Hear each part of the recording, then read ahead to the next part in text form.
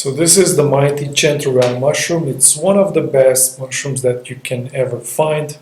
It has a very well-known name across the world, and when it's collected in huge quantities.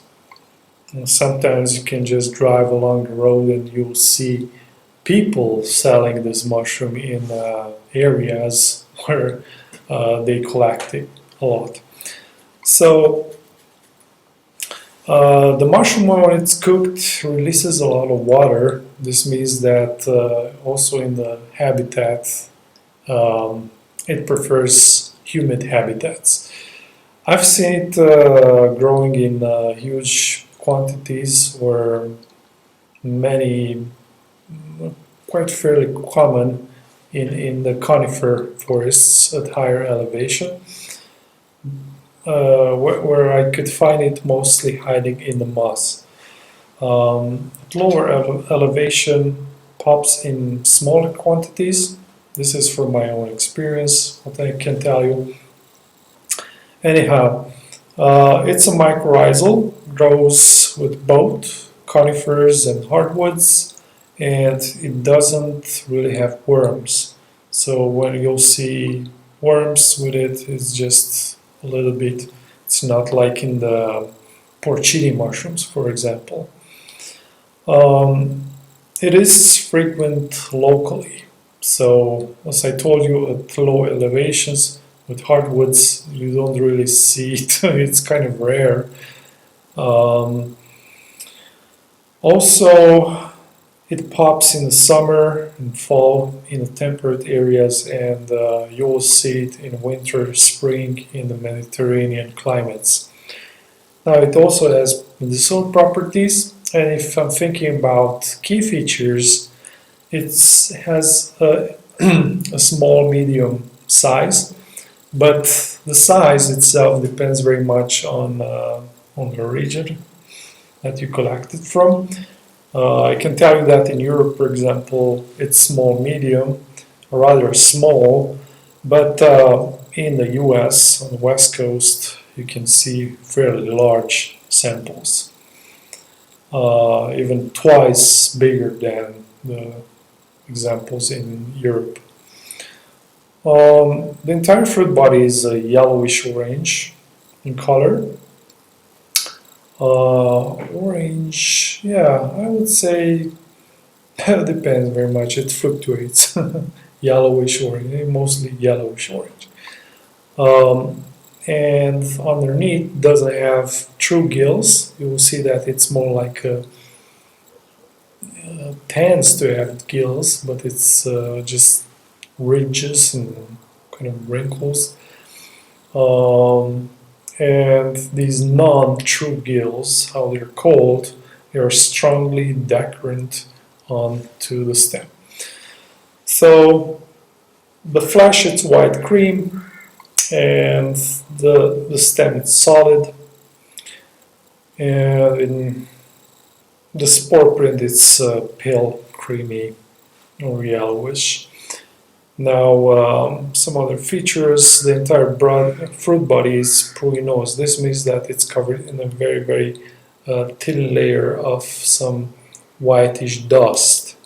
It has the sensation, no, not the sensation, but the aspect of frozen, frozen food or something. Yeah, you'll see it. Actually, you'll see your finger prints on it right away after you collect it. You'll see what I'm talking about. All right, so let's dive into it and let's see some chanterelle in its in their own habitat.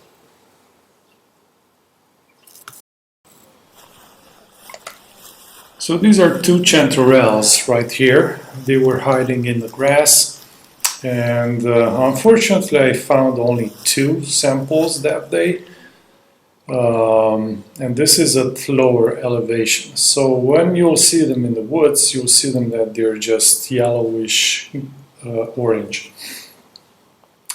You can see that they're really small, and the cap shape is concave.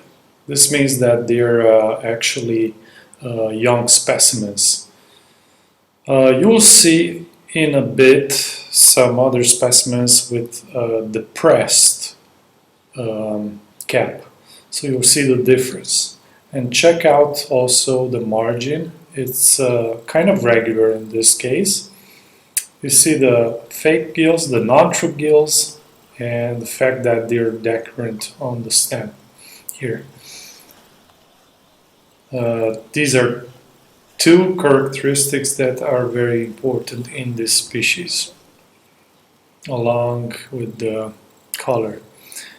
Now, these are the other specimens, and you can see that these are kind of a different shape, more like a trumpet.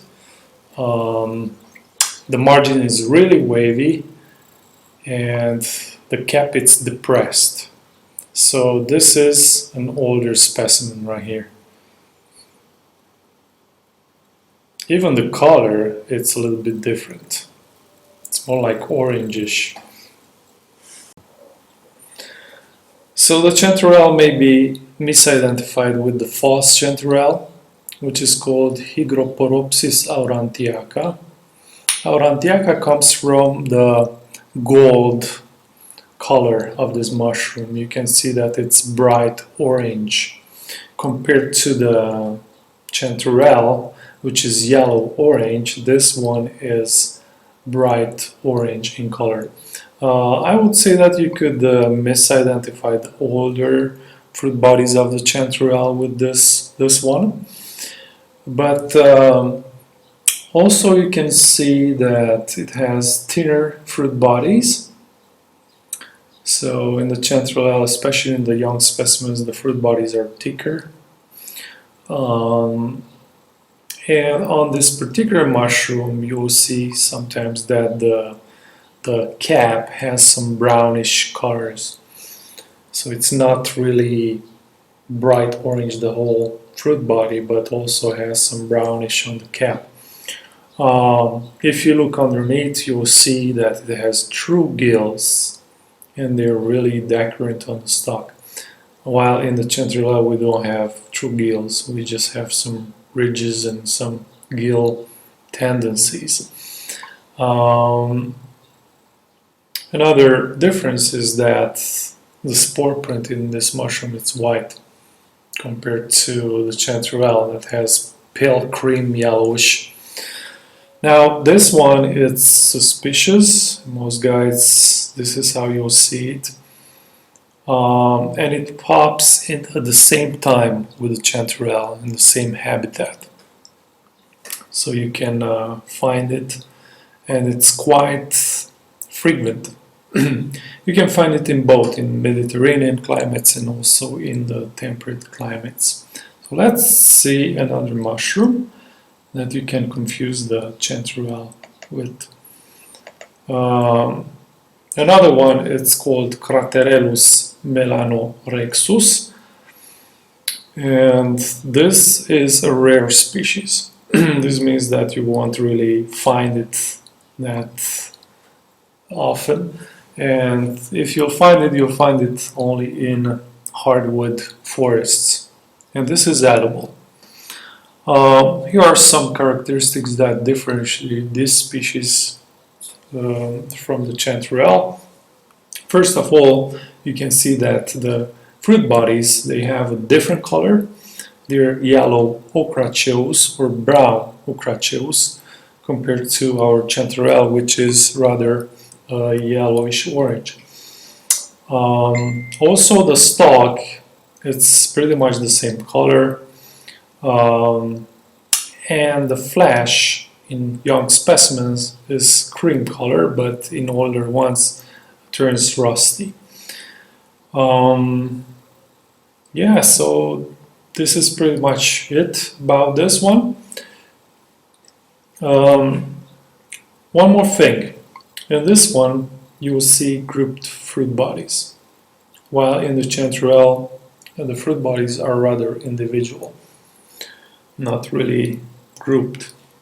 Sometimes you can find grouped fruit bodies in Chanterelle, but they don't really grow together that often. So let's see another one. Yeah, and you can misidentify with the jack-o'-lantern, which is called Omphalotus olearius. This is the Latin for it. What you see here in the picture, it's an older specimen, older mushroom. This means that the color it's rather towards olive yellow, somewhat rusty, while in the Chanterelle we have yellowish orange.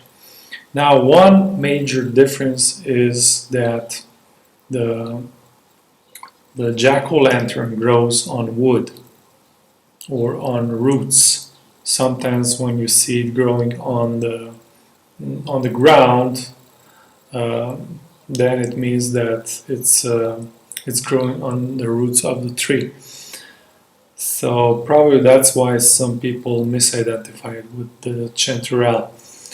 Now, also in the jack-o'-lantern you have larger fruit bodies, medium-sized, large fruit bodies. And one feature that kind of it's similar to the Chanterelle is that the gills are running down the stem. But they're true gills, so they're true gills and they're really crowded. And the flesh, it's the same color as the rest of the fruit body, while in the Chanterelle we have rather whitish cream flesh. So the flesh it's lighter in color. And also the spore print in jack-o'-lantern is white compared to pale cream, yellowish, the spore print in the Chanterelle. And this one is poisonous. It's a glowing in the dark mushroom, and you can find it in hardwood forests. Yeah, so these are pretty much the mushrooms that you can confuse the Chanterelle with. There might be some other ones that are the trumpets, the Cantharellus genus, but or Hydnum repandum, for example, which kind of looks the same, but underneath has spines. It doesn't have non-true gills. Alright, so that's pretty much it for this little guy here.